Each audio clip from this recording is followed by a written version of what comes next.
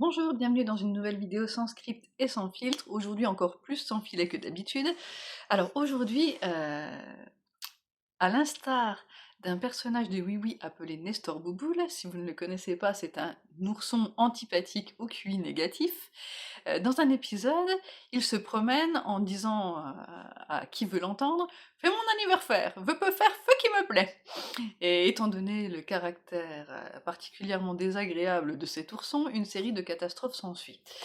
Eh bien moi aujourd'hui c'est mon anniversaire et tout à fait comme Nestor Bouboule, je peux faire ce qui me plaît, mais je vais essayer d'être quand même plus raisonnable que lui. Ce qui va me plaire aujourd'hui, ça va être de vous parler d'un de mes livres préférés en science-fiction. Et écoutez, par une coïncidence extraordinaire, vous n'allez pas y croire, mais c'est moi qui l'ai écrit. C'est dingue, non? Alors vous allez peut-être vous dire: «Bah dis donc, elle se mouche pas du pied», mais voilà, là, je fais cette chaîne YouTube pour m'amuser et puis j'écris des livres de science-fiction pour m'amuser aussi. Donc si je n'aimais pas ce que je fais moi-même, ça serait quand même un peu triste, donc voilà, c'est un des livres que je relis avec le plus de plaisir. Mais c'est vrai, alors bon, pourquoi ne pas en parler? On n'est jamais si bien servi que par soi-même. Donc c'est ce livre-ci, qui s'intitule La flotte mystifiée.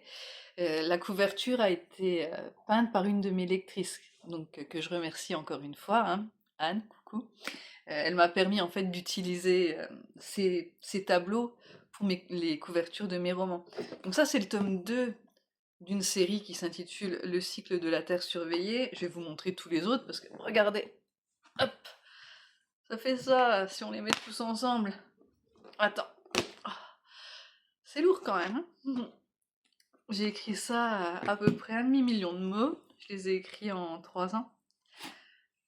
Le premier, La Terre surveillée. Donc le deuxième, je vous le remontre, La flotte mystifiée. Le troisième, La forêt enterrée.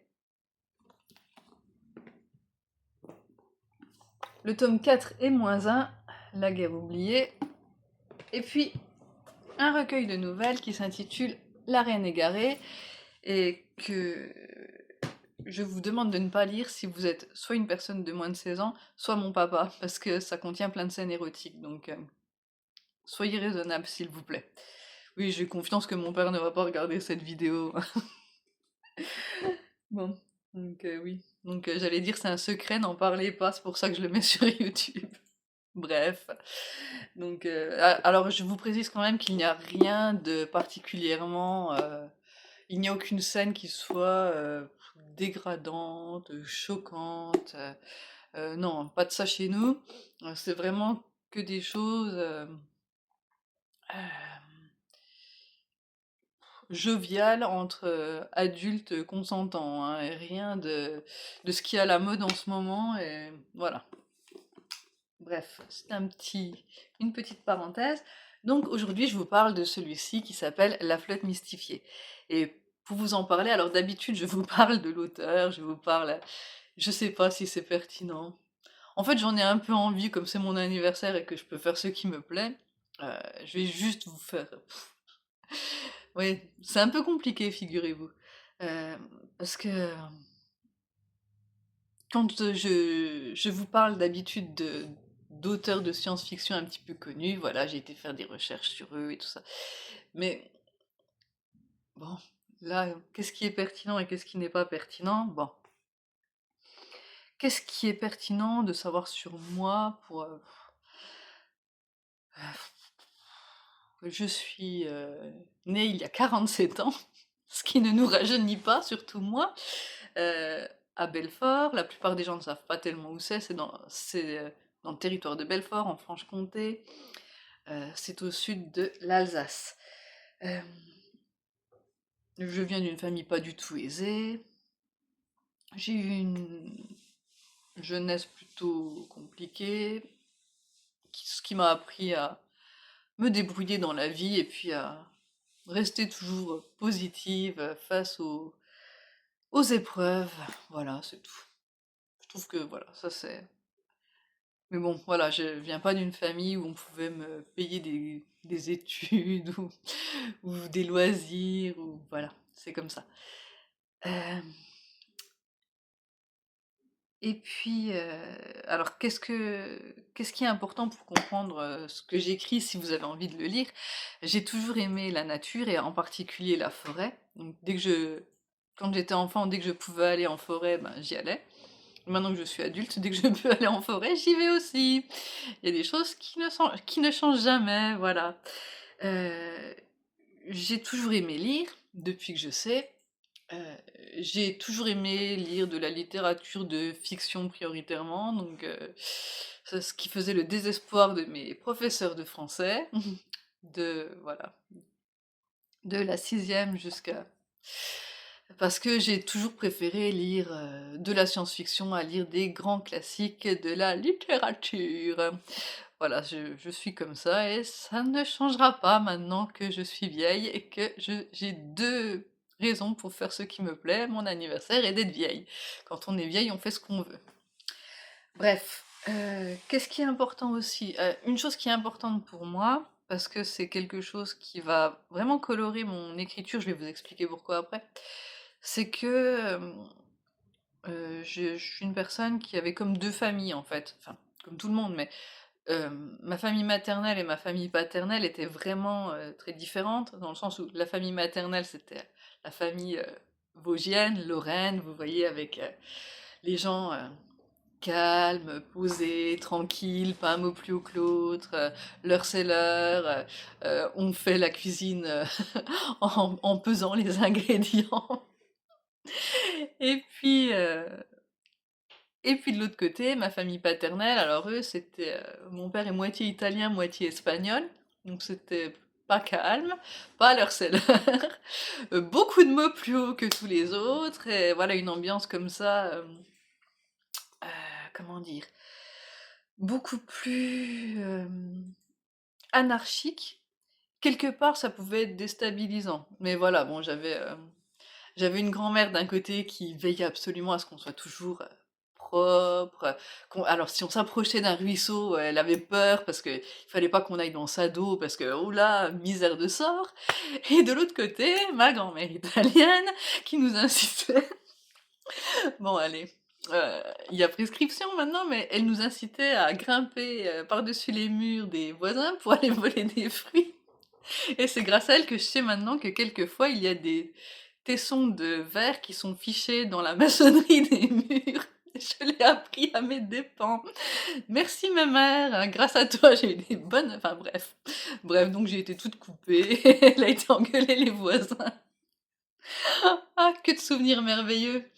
Et puis dans mon rapport à la lecture, c'était aussi 2 choses vraiment, vraiment, vraiment différentes parce que d'un côté j'avais, donc cette famille, la vosgienne, très où j'avais l'ombre un petit peu de mon arrière-grand-père qui, est un homme qui avait travaillé comme imprimeur à Paris, mais malheureusement, bon, ben, la 1 guerre mondiale avait interrompu cette carrière et il avait pris un obus dans la tête, ce qui l'avait empêché de reprendre quoi que ce soit ensuite. Donc c'était quelqu'un apparemment de très érudit, donc forcément de très lettré et de l'autre côté, côté espagnol, ben, j'avais mon arrière-grand-mère que j'ai connue là, par contre et une fois quand j'étais petite, vraiment petite, hein, j'avais, peut-être 3 ans. Je voulais qu'elle me lise un livre et puis elle voulait pas et moi j'insistais comme ça comme une une grosse relou et elle voulait pas, mais vraiment pas. Moi j'étais là: «Bah, elle est méchante ma grand-mère» et là mon grand-père il fait: «Je vais le voir» et puis, il me dit comme ça: «Ma mère, elle sait pas lire». Ah merde! Moi je croyais que tous les grands savaient lire. En plus, voilà là, bah, mon arrière-grand-mère, mon grand-père, enfin tout le monde, ils parlaient plein de langues, comme ça, ils allaient au marché, ils parlaient arabe, ils parlaient espagnol, ils parlaient tout. Et elle savait pas lire. Franchement, j'ai cru qu'ils se foutaient de moi au début, mais en fait non. Non, non, elle savait pas lire pour de vrai. Alors, j'ai souvent pensé à elle là quand j'ai écrit mes livres, là j'ai écrit 1/2 million de mots. Je me suis dit: «Ben tiens, ma mère». Ouais. Oui, parce qu'on on avait pris le pli d'appeler tout le monde Pépère et ma mère. «Regarde mi Hawel». J'ai souvent pensé à elle, voilà, en me disant: «Tiens, tu vois, j'ai écrit ça» et voilà et ça, c'est pourquoi c'est important?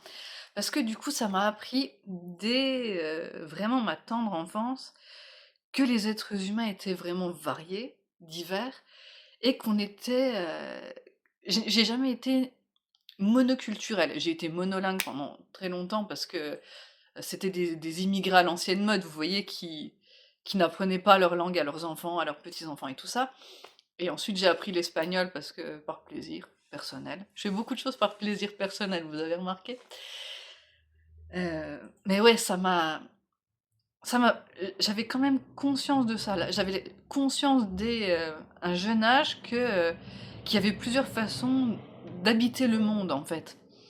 Et alors ça, dans mon cycle de la Terre surveillée, c'est perpétuel, parce que j'ai inventé aussi des peuples, j'ai inventé, ben, plusieurs peuples qui sont très différents les uns des autres et c'est vraiment nourri par, des expériences vraiment de mon enfance, en fait. Ça m'a aussi, beaucoup poussée à m'intéresser à l'humain dans tout ce qu'il est, dans son ampleur et c'est pour ça que j'ai lu beaucoup de livres de linguistique et de livres d'ethnologie et d'anthropologie depuis que je suis jeune, pour comprendre toutes les façons diverses d'être un humain.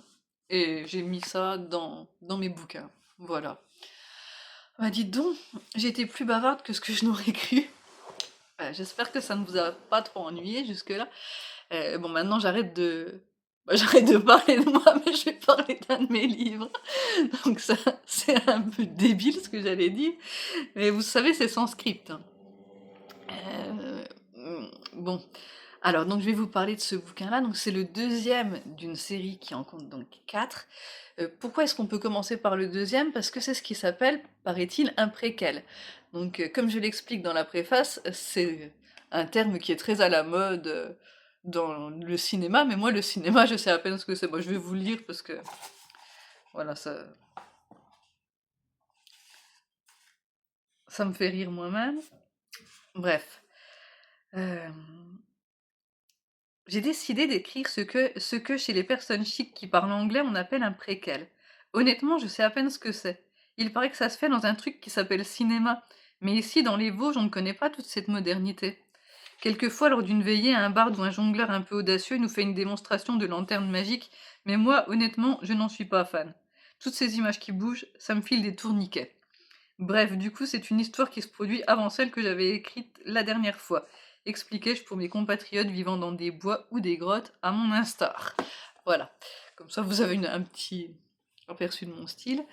Donc, dans ce livre-là, qu'est-ce qui se passe? Alors, l'univers dans lequel il situe, euh, se situe. Il n'y a aucun terrien. D'accord? Les protagonistes sont des humains, mais pas tels que nous les connaissons. Ce sont différentes nations qui viennent extraterrestres, et donc ils sont chacun des extraterrestres les uns pour les autres. Euh, donc nous avons comme, je vous ai mis un glossaire dès le début pour pouvoir vous expliquer qui est quoi. Donc nous avons euh, les Irtanes. Les Irtanes, ce sont mes préférés. C'est pas très gentil pour les autres, mais ce sont mes préférés quand même. Donc eux, ils sont... c'est mes préférés parce qu'ils vivent sur une planète froide. Tous les autres vivent sur des planètes plutôt tropicales. Et eux, voilà, ils sont obligés, à mon instar, de supporter des hivers très rigoureux.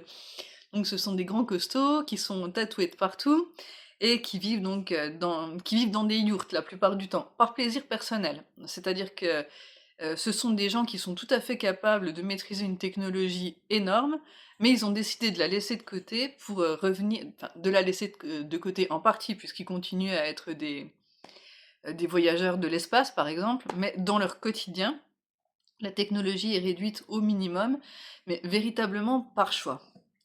Ensuite, nous avons les Guls. Alors, les Guls, eux, ils sont petits, ils sont chauves et ils sont télépathes. Bah dis donc, ils ont tout ce qu'il faut pour plaire. Euh, Ensuite, les Folps. Alors, les Folps, eux, ils sont ceux qui sont le plus inspirés de moi-même. Donc eux, ils ont un teint extrêmement foncé. Ils ont les cheveux de toutes les couleurs. Ce sont principalement des scientifiques. Ça n'a rien à voir avec moi, mais ce sont surtout des gens qui sont d'une distraction extrême. Voilà. Et donc, du coup, qui ont des difficultés, par exemple, pour s'habiller. Ils ont du mal à se boutonner correctement leur, leurs affaires. Ils se cognent les uns dans les autres ou dans le mobilier urbain. Enfin, voilà. Voilà, ce sont des espèces de Gaston Lagaffe de l'espace. Et voilà, ils sont vraiment, vraiment inspirés de moi. Et je sais pas pourquoi ça me fait rire, parce que c'est plutôt triste. Ensuite, on a les narcs. Les narcs, eux, ils viennent d'une planète où la gravité est assez faible, donc ils sont plutôt plus grands que les autres. Ils sont roses. Eux, ils ne sont pas télépathes, mais ils sont très empathes. Et ils ont des capacités d'intuition. Ensuite, qu'est-ce que je pourrais dire? Ah oui, eux, en fait, leur travail dans la galaxie, c'est d'ensemencer les planètes. Donc c'est ils vont rechercher des planètes à terraformer, en fait. C'est leur petit plaisir. Et enfin, on a les Ramti. Alors les Ramti, eux, ce sont des gens qui portent toujours au moins 15 kilos d'habits et de bijoux, qui vivent en contact mental permanent les uns avec les autres et qui se tiennent un petit peu à l'écart des autres humains. Les Ramti, ils ont tous un seul nom, Ramti. Ils s'appellent tous Ramti. Ramti comme leur papa, leur maman, leur grand-mère, leurs cousins, etc. Bon. Et tous ces gens-là, en fait, se connaissent, enfin tous ces peuples sont en relation parce que auparavant, ils avaient été tous mis sous le joug d'une autre race extraterrestre qui s'appelle les Géhennes, qui les avait réduits en esclavage, enfin bref. Ça, vous lirez ça et vous lirez La guerre oubliée et vous en saurez plus. Mais disons que les Irtanes ont commencé à réussir à les vaincre, et ensuite ils ont découvert les autres nations et ils les ont libérées. Et maintenant ils forment une coalition et ils vivent dans un état plutôt de paix et d'harmonie. Dans ce deuxième livre, on va suivre un personnage, une jeune femme qui s'appelle Ori. Et Ori, en fait, elle est la descendante de la dernière grande capitaine de l'espace qui a participé à la dernière grande bataille contre les Géhennes. C'est elle qui les a vaincus. Donc c'est la grande héroïne culturelle des Irtanes, elle s'appelle Elni. Et donc c'est elle en fait la grande ancêtre de tous qui a, qui en a terminé avec la guerre, qui a ramené la paix dans la galaxie. Et donc, elle est l'ancêtre de notre petite Ori. Et Ori, donc, elle est la future chef de son clan. À cause de ça, on lui a dit, bon, comme tu dois être chef de clan, ma cocotte, tu dois aller dans l'espace parce qu'il faut t'aguerrir un peu. Et donc, la voilà qui est capitaine d'un vaisseau de frais.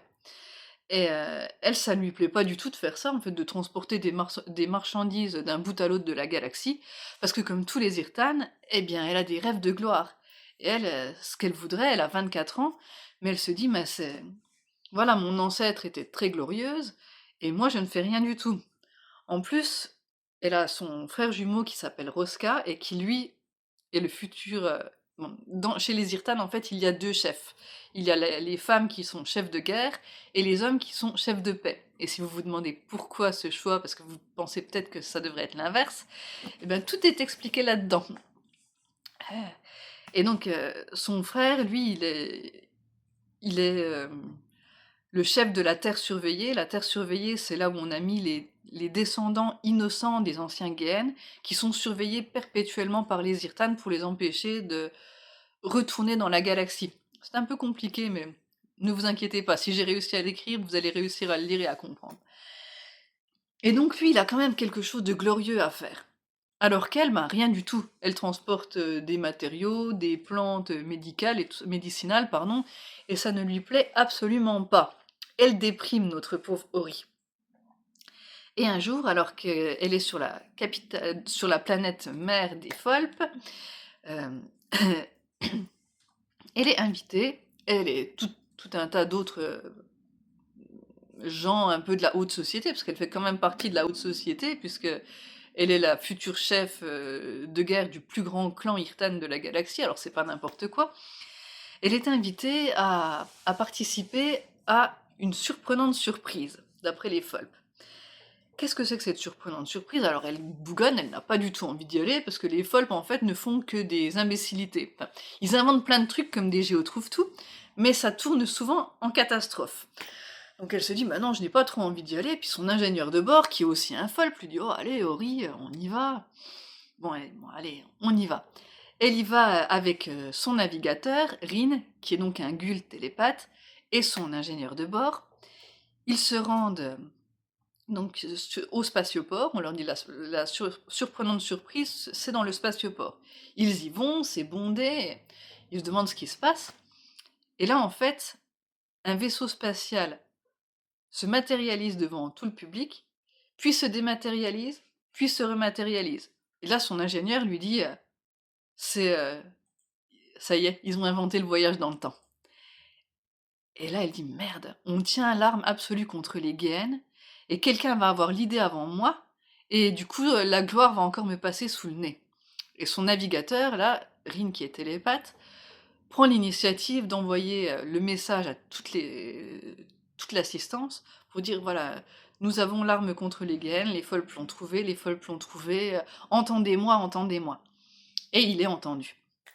Il est entendu par les plus hautes instances, le Haut Conseil, donc le Haut Conseil de toutes les nations, parmi lesquelles, évidemment, des Irtanes haut placés, qui l'entendent et qui se disent, bon ben voilà, on a trouvé, on va voyager dans le temps, et puis on va aller vaincre les Géhennes. Alors vous allez me dire, bah, c'est une histoire banale, et vous aurez raison, c'est l'histoire banale. Si on pouvait inventer une machine à voyager dans le temps pour aller zigouiller tel ou tel personnage historique qui ne nous plaît pas, est-ce que, enfin, voilà, ne faudrait-il pas le faire? Et qu'est-ce qui s'en suivrait? Ben, justement, j'ai raconté là-dedans ce qui s'ensuit. Et c'est là où je pense que j'ai essayé de le faire d'une façon un petit peu originale.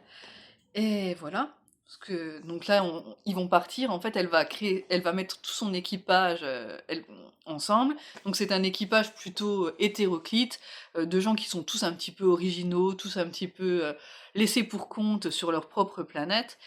Elle les rassemble et hop, vas-y, ils vont partir dans le passé lointain pour aller vaincre les Gaines.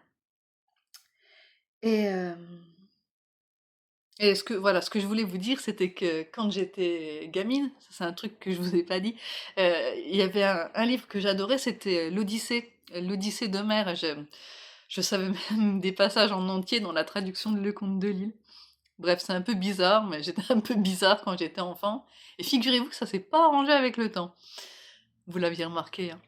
Bref, et je me suis inspirée en fait de l'Odyssée d'une certaine façon pour écrire ce livre. Voilà, où on va suivre notre équipage un petit peu, comment dire, un petit peu interlope comme ça. On va les suivre dans leurs aventures qui vont être plutôt rocambolesques, et puis on va voir ce qui va advenir d'eux. Bon, comme je suis quelqu'un d'assez optimiste, ne vous inquiétez pas, bon, il va quand même leur arriver comme pas mal de catastrophes, hein. Il se passe plein de trucs dans ce livre-là, mais voilà, les choses se passent, mmh, comment dire? Sans divulgacher, les choses ne se passent pas aussi mal qu'elles le pourraient. Voilà. Voilà, eh bien écoutez, j'ai beaucoup parlé. Je me demande si ce que j'ai raconté était intéressant.